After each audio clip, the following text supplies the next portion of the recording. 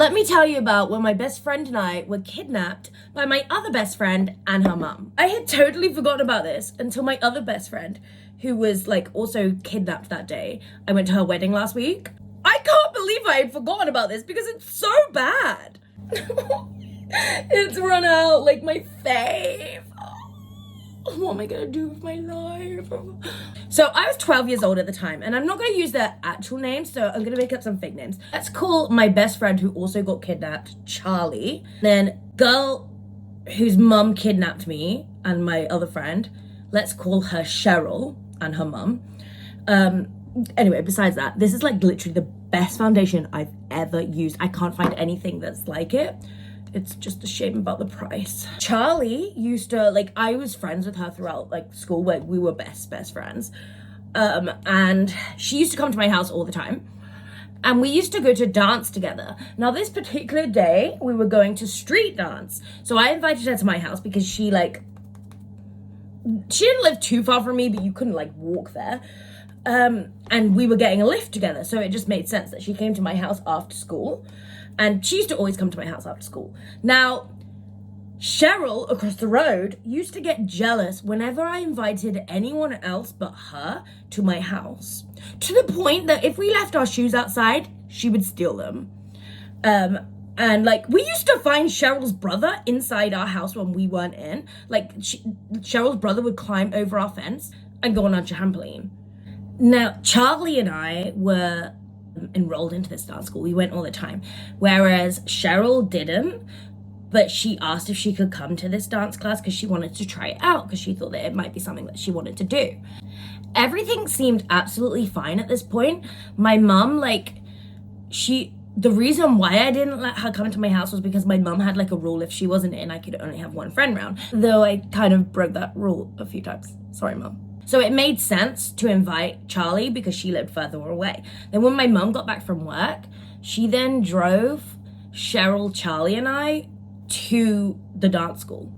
Everything was then like seemed to be going well. We were having fun. We were laughing. Like, I didn't see that like this was gonna end in me being kidnapped. But because my mum had taken us there, Cheryl's mum offered to pick us up. This was a late class, so it ended at 9 p.m. and we had school the next day. So we get out and we're expecting to go straight home. Your girl's gotta get her beauty sleep, you know? We did not go straight home. Talking about this is bringing up so many feelings. Like, I was so scared. Like, I was 12 years old. We get in the back of the car, Charlie and I, and Cheryl gets in the front of the car with her mum. We think it's all right at this point. She's still smiling away. Then, bear in mind, Cheryl and her mum, like, have emigrated here. So they, like, haven't lived in England for that long. And they were speaking another language, shouting at each other in another language. And Charlie and I were just in the back like, what is going on? And we kept hearing our names as well in this conversation. But of course, we didn't speak the language. So we had absolutely no idea what they were saying. And about 20 minutes of them shouting went by before they turned around and even spoke to us. Cheryl's mum turned around and, oh my goodness, she was terrifying. And she started telling us off. She started saying in her country, they have like maids and stuff that come and pick up their kids. And in this country, she's having to do it and it's not fair. Our parents should have, like mine and Charlie's parents, should have been picking up her daughter, not her. Even though she offered. I forgot to add, before she turned around, she locked the back doors. Broke my mirror. It's like 9 years bad luck. Sorry, I can't talk while doing this. Charlie and my parents are panicking now because like we should be home by now. The drive only took like 10 or 15 minutes and it's been 45 minutes since the class finished. Cheryl's mom then begins shouting at me even more, saying things like, I'm such a terrible friend. I should be like I don't deserve any friends and things like that. Like, it was horrible. Like, when you're that young as well, like, it's not something you want to hear. It was all over the fact that I invite people to my house. And don't get me wrong, Cheryl used to come to my house all the time. She came to my house more than I was invited to hers, and she would always invite people to her house and not invite me. And she, like, Cheryl's mum was shouting at me saying that every single time I invite a friend, I need to invite Cheryl as well. Which I couldn't do. Like, sometimes I would invite her, but like, if my mum's saying I can only have one person at a time, I can't always invite her, because then what about my other friends? This Ultra Matte Urban Decay setting spray, beautiful. It's now been over an hour and she's still shouting at me and my friend, and we're begging for her to leave. We're begging to get home. It's like, well, actually, it's probably like 10:30 by this point at night, and we had school the next day. I probably, like, knowing me, still had a load of homework to do last minute, but we were like crying. We were in floods of tears the whole time, and she was still shouting at us for like the most ridiculous things as well. Like, I still don't, to this day, I still don't understand why there was like, she shouldn't have shouted at us anyway, but I still don't understand why.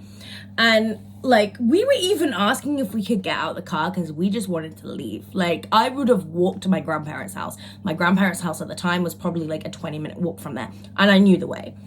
But she locked the doors and wouldn't let us out. And like at that point we were like, are we ever gonna get home? Because she was just so like, oh, I can't even, like, I don't know, like, was she right to do that? Like, is that a thing you can do?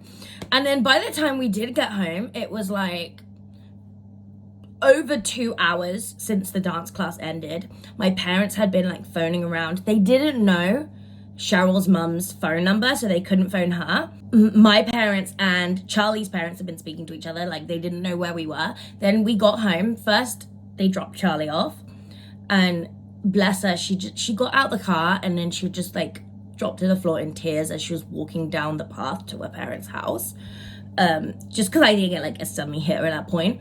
And then it was so awkward because then the next 5 minutes was just like us in the car as they just continued like shouting at me for being a terrible friend, for inviting another friend to my house. I don't really blame Cheryl, I blame mostly her mum, but because she was still young.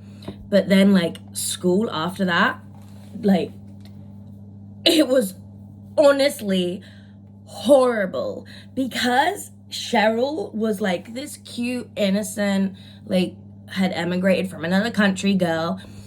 She was quite popular and everybody chose to believe her.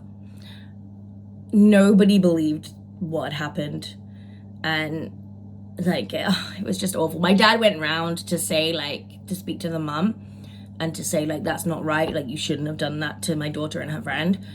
And they then spread things around the school about my dad, and it was honestly, it was just, oh, I don't miss school.